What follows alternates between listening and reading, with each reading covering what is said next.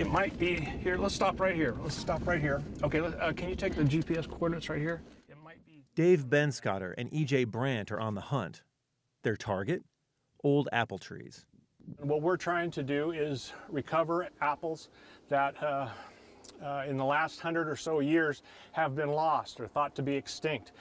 Back in the late 1800s, early 1900s, there was approximately 250 apple varieties growing in eastern Washington and northern Idaho.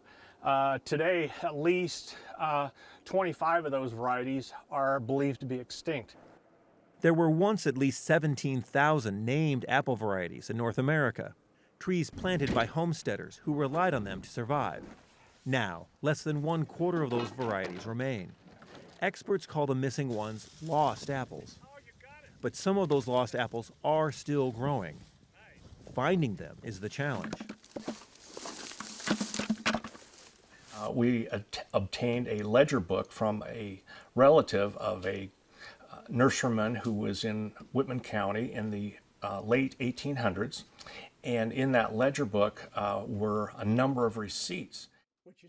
By pairing names on receipts with old property maps, E.J. Brandt tracked down a lost variety called the regmalard at the edge of a wheat field in Troy, Idaho. The last known instance of this apple was in 1901. With old-fashioned detective work I don't think this one has been totally identified. and a lot of shoe leather, the retired FBI agent and the avid historian have found 13 lost varieties.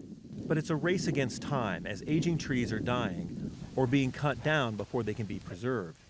That preservation work takes place here, nearly 400 miles away in Molalla, Oregon.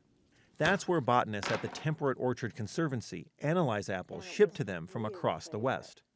You never know what this variety is going to offer. The climate is changing. We are warmer here in Oregon than we were 10, 15 years ago even. And so you have to have varieties that can last, that can grow, produce fruit, survive the heat. When a lost variety is found, the apple detectives return to the field and take cuttings from the aging tree to graft to a host tree and maintain the variety for another generation. I don't want it lost in time. I want to give back to the people so that they can enjoy what our forefathers did.